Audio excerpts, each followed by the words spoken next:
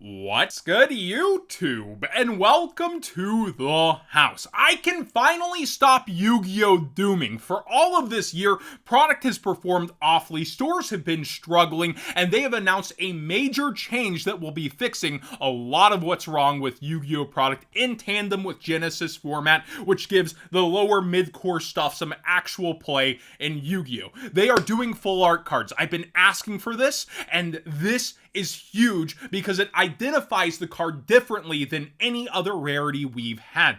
They are calling it overframe cards, and they say the card design features illustrations exploding off the artwork frame, a brand new dazzling feature for the official card game. So that's the OCG, but the TCG also has same day announced the rarity. When's the last time you saw them in tandem like this? Oh, the branded structure deck, which is also an awesome product. So we're seeing now, we have multiple good structures in a row, and now we're getting news that they're making a major change within the product. They are scrambling versus what's happened this year. But I will say, if they look half as good as this Overrush Rare Summon Skull I imported, I'll be getting a couple myself. Now, the OCG is going a step further currently. The TCG said details later. They're also going to have serialized cards, giving an extra layer of collectability and specialness to them, and I think that is needed. Some people are saying this is going to ruin Yu-Gi-Oh! It's going to become Pokemon, we're going to become so scalped, and I think that's a bit far. I don't think we're going to end up at that point because Yu-Gi-Oh! Has struggled historically to even hit MSRP on any product through release. We're so competitive, and I'll get into the logistics of that, but our pre-order windows allow stores to order for some time, but not before we know the whole set contents from the OCG, and we kind of circumvent that and then have Konami having cases that OTS stores can order on top for a little more than distro. I don't think we're going to face that system, but more on that later. With this announcement, I think we've needed a defining chase in Yu-Gi-Oh! And they've ruined all their modern ones. We had Starlights rewaved as QCRs, and QCRs rewaved as Starlights, and they look so extremely similar that people will settle for the cheaper one. I warned about that, I got scoffed at it by vendors, and then a lot of modern vendors and collectors ended up leaving the scene. I've been here around, I've still ordered some of the cards of both, like the Silent Magician I mentioned. It doesn't stop me from collecting, but it really does leave a sour taste in so many people's mouths when they ordered these high-end cards just to see one that looks extremely similar. This should enable people to say, okay, I'm going for the serialized number, nothing can happen with this, it's gonna look so good, it's going to be special, that kind of thing. Basically another layer versus a first edition stamp in some senses. Now, if you've been living under a rock, here's how Yu-Gi-Oh! Products performing this year, and it's $56 a box at the lowest for stores to order. That's the hookup price from distro when you order a ton. The average store is paying more, like towards $58 a box, and MSRP per box is like $4.49 a pack, and it's 24 packs, and that's the true MSRP, $107.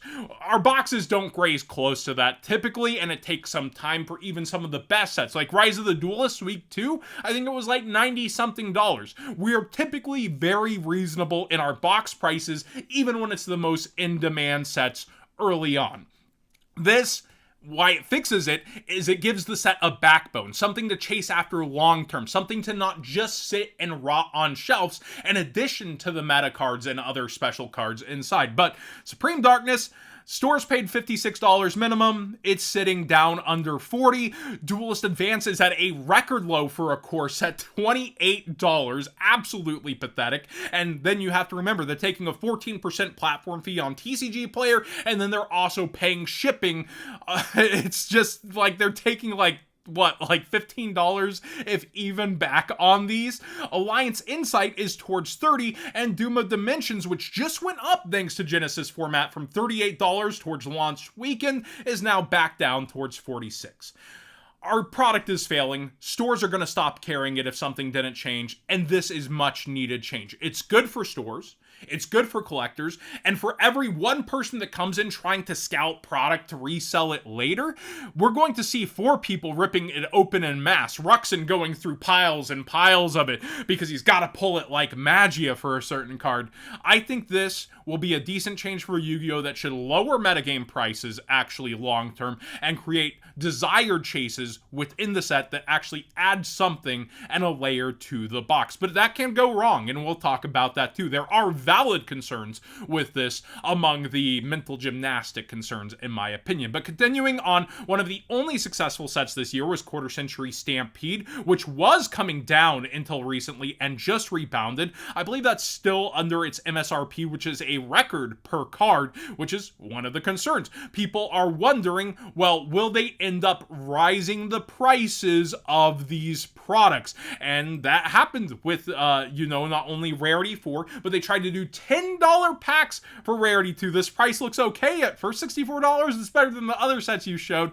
They're over double the MSRP at $10 a pack, and stores paid a lot for this one to flop. And the community didn't swallow that pill, and I'm glad they didn't. So Konami already has one lesson, that it doesn't work trying to juice and make these mega crazy packs. And this ties, I guess, like Kaiba Collection or something like that in terms of price per pack about. But I think Kaiba Collection's not going to do the hottest on shelves either, but we'll wait and see on how that rewave actually does pan out. Continuing through though, our world premiere set was $35, and here's our meta set of the year with Draco Tail, with Yummy, with K9, and they're taking a loss if they sell this online. The smart way to move it is through tournaments, since Genesis is popular, but you have to get your player base back in the door and fire tournaments interesting to them in order for them to go after product. And so that's the way that you will actually see this fly off shelves. I'm still seeing it at retailers, at Walmarts, etc.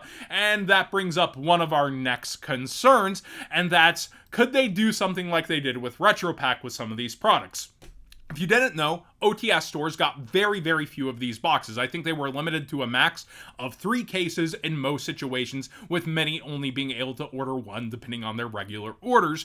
And retailers get to re-wave it again and again and again. I've seen it fill my Walmart shelves 3 times, and now some of the print quality seems different. And they confirmed they did that with Retro Pack 1. So it's not just some fan theory. They confirmed on the Retro Pack 2 page that they actually printed more into the demand on this. So if they do something that actually goes and favors retail over locals, I do have a problem with that. I think it should be both able to on demand get one of the more successful sets of the year, but retail's probably Konami's cash cow, and after taking so many L's, they probably had to offer them some less competitive dub where the set's actually moving and selling for them. The other way it could go wrong is Dragon Master Magia, where they printed something in an exclusive rarity and you had to go after it, and they actually saw success in the set. Unfortunately, while it's been coming down since the reprint and people will settle for the reprint gladly, they saw success in this model for a box last year.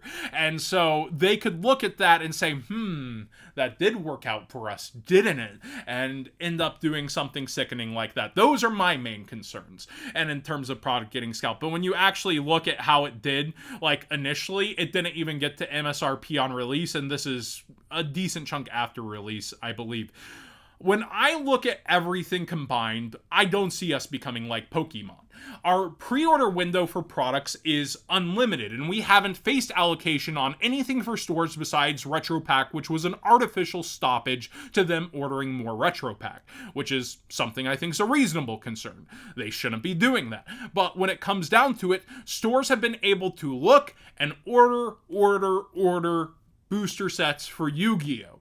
We haven't seen it taken back since the COVID era and Toon Chaos and sets like those where Eternity Code got fumbled and released at different times. We have not seen them pull back sets and say, no, you're not going to get all your cases. So when pre-order windows are open, stores are able to see how well pre-orders are doing and order even more of that set during the window. And when that happens, guess who else does that? Some distros go, wow, this set's selling hot. I bet stores will want more of this later. They order more and mark it up a little, not a ton usually, and sell it to stores again later because they saw how much was going through their hands.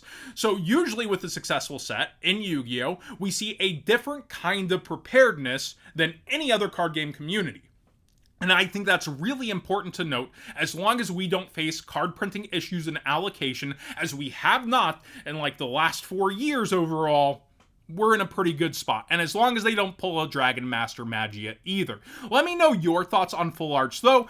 I am a big fan. I think it's needed for product. It needed to be distinct. I hope they look really good. I hope they look similar to this personally. I know not everyone's a fan of the Rush Duel layout, but also this will be with the Yu-Gi-Oh layout breaking out of the frame and stuff. And you can see how easily identifiable it is, that kind of stuff. It still holds the iconicness of Yu-Gi-Oh while doing something special. And I think that that was so sorely needed for product. And people who are having their fears, some reasonable, some not, it's going to be really good for the game instead of letting it die and letting your store just wither away on Yu-Gi-Oh product that's not selling even at under half price.